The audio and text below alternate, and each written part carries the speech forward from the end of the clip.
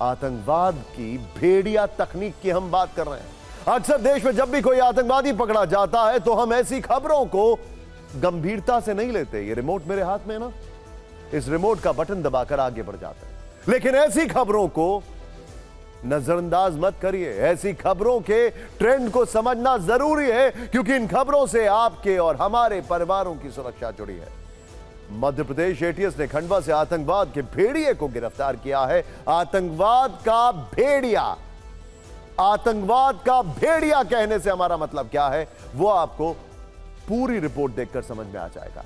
यह देश के आतंकी मसूद अजहर का फैन बॉय था। बड़े बड़े आतंकी हमलों को रील की तरह अपने मोबाइल में सेव करता था और रील को बार बार देखकर खुद बम बांधकर फटने की प्लानिंग कर रहा था। हालांकि अपने आतंकी मंसूबे में कामयाब नहीं हुआ। मध्य प्रदेश एटीएस ने स्पेशल ऑपरेशन में खंडवा से इसे गिरफ्तार कर लिया। TV9 भारतवर्ष पर एटीएस के ऑपरेशन वाला 2 मिनट 6 सेकंड का एक्सक्लूसिव वीडियो है। इस वीडियो के एक एक फ्रेम में आतंक के खिलाफ ऑपरेशन की पूरी कहानी है। रात के अंधेरे में पहले बाइक से एटीएस का जवान आता है, पीछे से एक और शख्स पैदल आता दिखता, हाथ से आतंकी फैजान के घर की तरफ इशारा करता है। अगले फ्रेम में पहले गाड़ी आती है, इसके बाद एटीएस की 2 गाड़ियां और आती हैं। आतंकी फैजान पकड़ लिया जाता है। हमने आतंक के भेड़िया का बायोडेटा आपके लिए तैयार किया है। इस लोन वुल्फ आतंकी का नाम है फैजान शेख, जिसे मध्य प्रदेश के खंडवा से गिरफ्तार किया गया। इस आतंकी की उम्र है 34 वर्ष। अभी फैजान शेख आतंकी संगठन इंडियन मुजाहिदीन के लिए काम कर रहा था और एक ऐसे हमले की प्लानिंग कर रहा था जिसमें अगर उसे अपनी जान भी देनी होती तो वो पीछे नहीं हटता। यानी फैजान फिदाइन या सुसाइड बॉम्बर बनकर कहीं भी फटने के लिए तैयार था। फैजान नाम के इस टेररिस्ट को मोबाइल फोन पर आतंकियों के वीडियो देखने पसंद था, क्योंकि ऐसे वीडियो इसका जोश बढ़ाने का काम करते थे। आपको याद होगा पार्लियामेंट अटैक के जो आतंकी थे वो भी कुछ ऐसा ही किया करते थे। आप सोच भी नहीं सकते हैं कि इसकी तैयारी बम बांधकर कहां कहां फट जाने की थी, किन जगहों पर यह अपनी आतंकवाद वाली रील बनाने के लिए फटना चाहता था, कहां यह भेड़िया बनकर भीड़ में घुस जाना चाहता था और दहशत फैलाना चाहता था। आतंकी Faizan Sheikh lone wolf attack की प्लानिंग कर रहा था। लोन वुल्फ अटैक भीड़ भाड़ वाले इलाकों में आतंकी हमले की साजिश थी। इसके टारगेट पर पुलिस और अर्धसैनिक बल थे। पुलिस और अर्धसैनिक बल, सुरक्षा बलों के परिवारों पर हमले की भी तैयारी थी। फैजान हमले के लिए हथियार तस्करों के संपर्क में था। अक्सर कोई इंसान किसी दिग्गज हस्ती को अपना रोल मॉडल मानता है। कोई एक रोल मॉडल होता है, कोई अभिनेता किसी का रोल मॉडल हो सकता है, कोई नेता या कोई उद्योगपति किसी का आदर्श हो सकता है, लेकिन आतंकी जरा दूजी किस्म के होते हैं। फैजान के 1-2 नहीं बल्कि कई रोल मॉडल थे। इनकी लिस्ट देखिए जरा, ये इसके रोल मॉडल थे। ध्यान से देखिए, नाम जानते हैं आप, IC-814 आतंकी संगठन जैश ए मोहम्मद का सरगना मसूद अजहर। IC-814 याद होगा आपको। तालिबान का चीफ खूंखार आतंकी मुल्ला उमर, ओसामा बिन लादेन का दाया हाथ। इंडियन मुजाहिदीन का आतंकी यासीन भटकल उसे बहुत पसंद था, जो ऑपरेशन नेपाल से भी चला था। आतंकी अबू सलेम और सिमी सरगना अबू फैजल के वीडियो देख देखकर यह अपना आतंकवाद वाला कोर्स कर रहा था। ये चेहरे आतंकी फैजान शेख के आदर्श किरदार और टेरर वाले कोर्स के मास्टर जी थे। फैजान के मोबाइल में मुजाहिदीन के इतने वीडियो थे जिससे शायद उसकी मेमोरी भी फुल हो गई होगी। फैजान मोबाइल में आतंकवादी कंटेंट वाली ऐसी रील सेव करके रखता था जिससे उसे जोश की डोज मिलती थी। ये रील्स इसके लिए बूस्टर डोज की तरह थी। फैजान शेख व्हाट्सएप पर आतंकियों के वीडियो पोस्ट करता था। व्हाट्सएप पर AK-47 चलाने के वीडियोस देखता था। अपने व्हाट्सएप स्टेटस पर भी आतंकियों की तस्वीरें और उनकी तकरीरें लगाता था। पाकिस्तान के आतंकी कैंप के वीडियो शेयर करता था ताकि आतंकियों की मानसिकता और उनकी तैयारी का प्रचार हो और वो वायरल हो जाए। वो सोशल मीडिया पर अपना नेटवर्क फैलाने के लिए पूरे जी जान से जुटा था और अपने साथ कई नौजवानों को भी जोड़ रहा था। TV9 भारतवर्ष से बातचीत के दौरान फैजान के भाई मोहम्मद इमरान ने इस बारे में जो जानकारियां दी आपको जरूर देखने चाहिए, लेकिन जितनी मासूमियत से वो अपने भाई का जिक्र कर रहे हैं शायद वो इतना मासूम नहीं। सब स्टेटस की बात हो रही है कि AK-47 के स्टेटस लगाना, कहीं अलग अलग इस्लामिक जो IS की वीडियो लगाना, ये सब वीडियोस भी वो लगाता था अपने व्हाट्सएप स्टेटस पर, सोशल मीडिया पर। हाँ सर, ये लगाता था वो। उसको हीरो बनने का बहुत शौक़ था सर।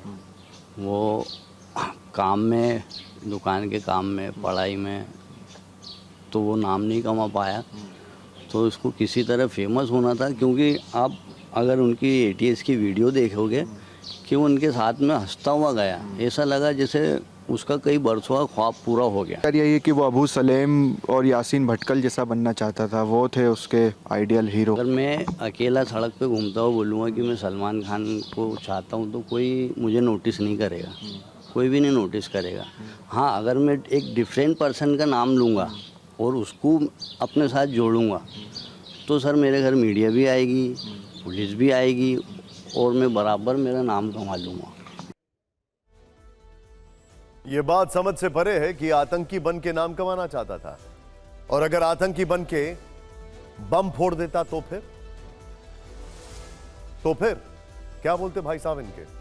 आतंकी फैजान शेख से ATS ने जो सामान बरामद किया है वो बताता है कि बम बांधकर फटने की तैयारी कितने जोर शोर से चल रही थी। आतंकी फैजान शेख के पास से इंडियन मुजाहिदीन, ISIS और कई आतंकी संगठनों का जिहादी साहित्य था, मिला है उसके पास से। जय सरगना मसूद अजहर की तकरीर का वीडियो मिला। कुछ वीडियोस ऐसे भी थे जिनमें कंधार विमान अपहरण की कहानी थी। आतंकी मुल्ला उमर के नफरती बयानों के वीडियो फैजान के दिल के बहुत करीब थे। पाकिस्तान में चल रहे मुजाहिदीन ट्रेनिंग कैंप्स के वीडियो उसके जोश को और बढ़ाते थे। इसके अलावा सिमी संगठन के सदस्यता फॉर्म, 4 मोबाइल फोन, 1 पिस्टल और 5 कारतूस ATS ने जब्त किए। ये वो सारे टूल्स थे जो बताते हैं कि फैजान की सोच कितनी विस्फोटक हो चुकी थी। वो कहीं भी बम बांधकर फटने के लिए एकदम तैयार था। आखिर ये लोन वुल्फ अटैक होता क्या है और कैसे किया जाता है, इसे समझने के लिए आपको हम एक वीडियो दिखाते हैं जो फ्रांस के नीस शहर का है, जहां जुलाई 2016 में एक हमला हुआ। तब इस्लामिक स्टेट के आतंकी ने एक ट्रक से लोगों की भीड़ को बहुत बेरहमी से कुचल दिया था। इस हमले में 86 लोगों की मौत हो गई। यह एक लोन वुल्फ अटैक था और आतंकी फैजान भी भारत में ऐसे ही एक हमले की तैयारी कर रहा था। दरअसल लोन वुल्फ शब्द का उपयोग सबसे पहले उन भेड़ियों के लिए किया गया जो अकेले शिकार करते थे, क्योंकि भेड़िए अमूमन पैक्स में हंट करते हैं। वो कहते हैं ना, दे हंट इन अ पैक, अपने झुंड से अलग रहकर ये भेड़िए जो शिकार करते हैं इनको लोन वुल्फ कहते हैं। लेकिन 19वीं शताब्दी के साहित्य में और वन्य जीवों पर लिखे गए लेखों में इस शब्द का कई बार इस्तेमाल हुआ।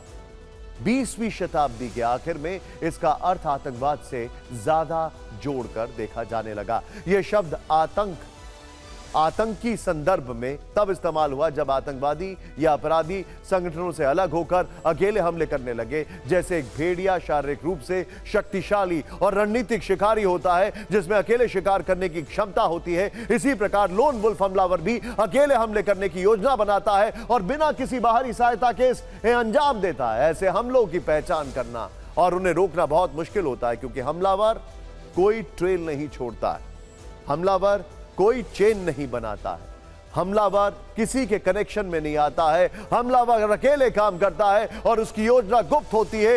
हालांकि फैजान लोन वुल्फ अटैक वाली साजिश को पूरा नहीं कर पाया और उसे ATS ने गिरफ्तार कर लिया, क्योंकि इस लोन वुल्फ को सोशल मीडिया का शौक था।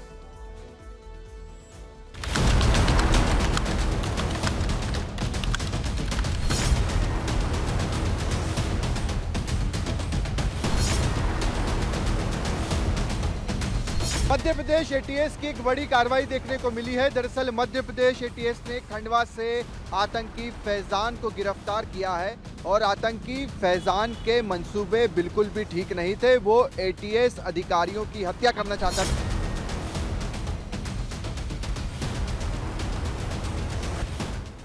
ये लोन वुल्फ अटैक प्लान कर रहा था और सबसे इसमें सनसनीखेज कहा जा सकता बात ये था ये सुरक्षा बल के जवान एवं उनके परिजनों की निगरानी एवं रेकी कर रहा था और कोई इस तरह का वारदात करना चाह रहा था जिससे कि एक जो स्टेट है उसको वो चैलेंज कर सके, सुरक्षा के तंत्र पे अटैक करना चाह रहा था।